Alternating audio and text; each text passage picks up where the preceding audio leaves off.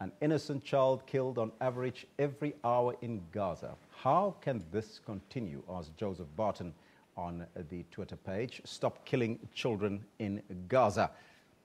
Hashtag there.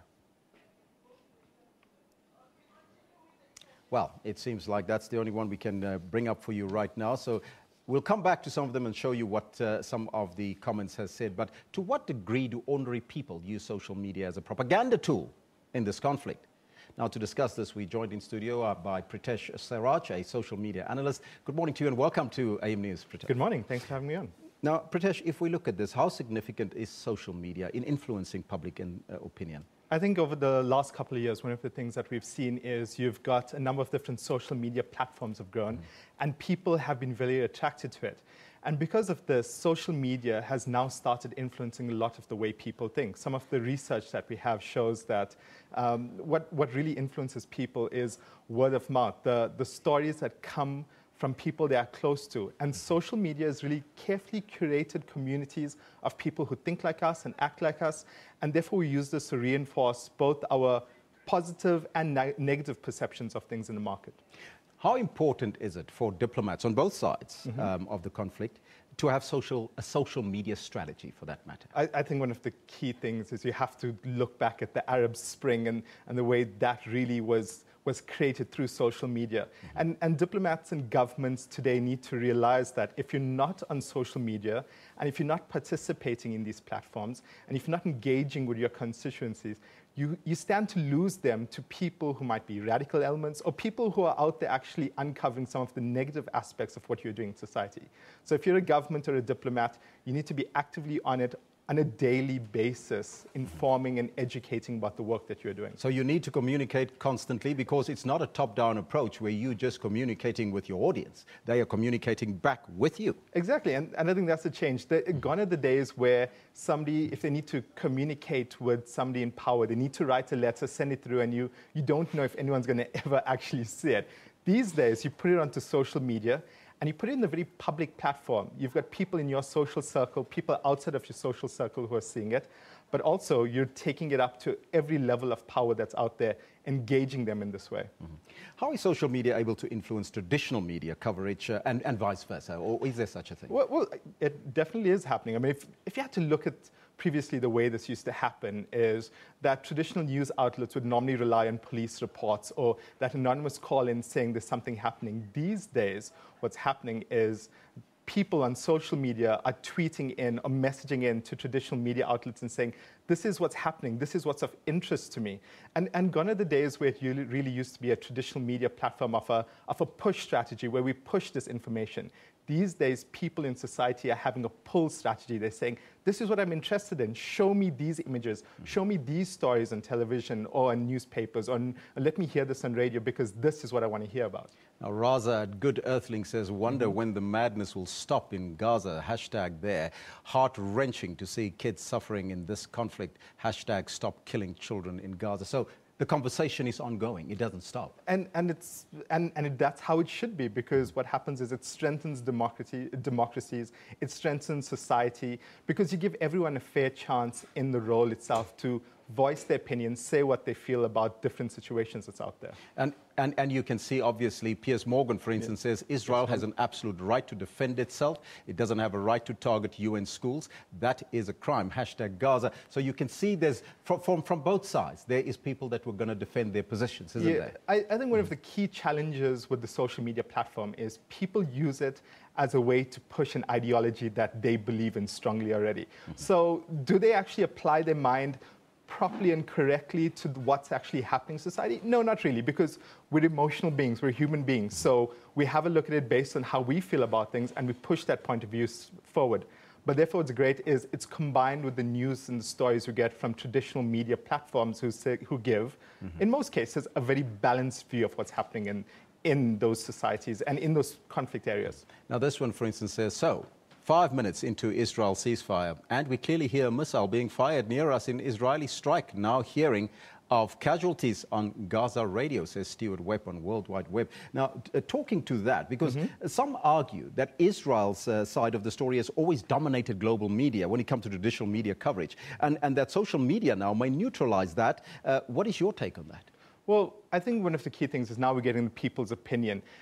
When social media factors into it, what's really happening is that in cases like this, where people are reporting on missile strikes and things like this, it channels traditional news outlets to go into those areas and report correctly on what's happening.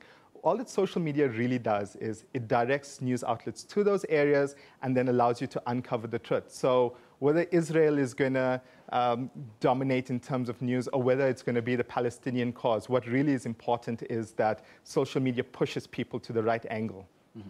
For instance, this is Palestine. This is Palestine. Hashtag Save Gaza from its inhabitants. Don't know what exactly that means, but this is, we cannot actually say... It's a cry for help. Right? It's a cry for help, and I think that's what it is. And whenever people are suffering in different situations, and that's what's the interesting thing about social media, is that now people can go and on a very personal level say, I'm suffering in this situation, this is how I feel, please come save me. I mean, we didn't have these kind of opportunities during apartheid South Africa, for example, to have a social media platform to speak to the world.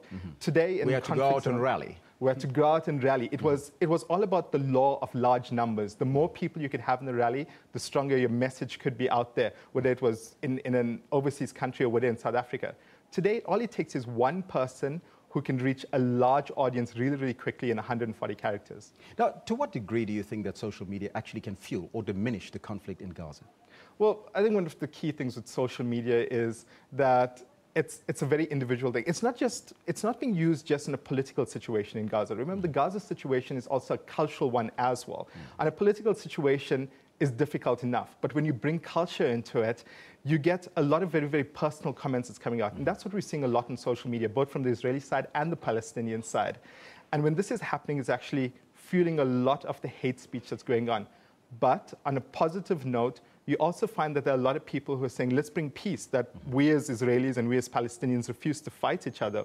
We want to work together. We want to bring peace in this area. So right now, that's what we're seeing, a lot of hate speech, and that's what's being fueled, and that's fueling the kind of fighting and the animosity on a global level. But what we need is a lot more of those people, those positive messages about we should work together and we should have both states working together. Now, talking about that, sometimes the heavy use of tools like Twitter and Facebook and so forth tends to work against tweets. Is that what they call people at Twitter? That use Twitter? Yeah.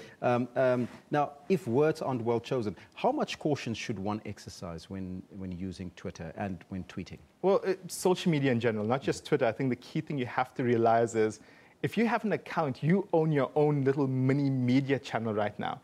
And that media channel is linked to your personal brand as well as to the higher brand. It might be your company, it might be a political organization, it might be, recently with Professor Adam Habib, it might be being the vice chancellor of a major university that's out there. And when you actually tweet or communicate on these platforms, people are not looking at you just in terms of your individual brand, because your individual brand will never be as strong as the bigger brand or the bigger cause that you belong to. So you must always remember that you're going to be connected to that, and it's going to have a knock-on effect to the bigger brand that you belong to. So you have to exercise a bit of caution, and remember that once it's out there, it's not something you can, even if you delete it, it's not going to disappear. So what advice would you give then to people out there thinking about tweeting about something, not just about Gaza, but anything that they want to put out on social media? I think you have to, we need a good, strong society on social media who's proudly out there pushing the causes that are right in society. But when you do that, make sure that the message you're putting out there is in line with what's right for society and in line with your cause as well. Don't try and twist it to your own personal agenda. Keep it in terms of the greater good, in terms of the higher level agenda thinking, and you'll be fine, and you'll be safe. What do you make of this one here? I'm yet to get this. Hamas is terrorists, so kill all Palestinian children to save Israel. Line of thinking? Difficult, isn't it? It is difficult. I think one of the key things is, and again, it's difficult because tweets like this are very emotionally based. Yes. When somebody goes out there and they put a tweet like this, it's not a logical way that they're actually thinking at that point necessarily. They're going on a very, very emotional platform as well. And while there's a lot of logic behind, Because another tweet could say that the Palestinians were robbed of the land and they invading Palestine, or the other way around. The key thing is you always look at this. On Twitter, you think you're going to solve a situation, but the reality is there are a lot more people with a lot more strongly vested interest in this situation, and a lot of more smarter people on a global level who are trying to sort it out and have not been able to figure it out. There's absolutely no way that you're going to sort this out in 140 characters on Twitter. Well, there you have it. Thank you so much for your time here, Pritesh, in studio with AM News, and thank you for joining us and giving us your views. That was Pritesh Sewraj, a social media analyst, giving us his take on social media and how it is being used. Let's now move on.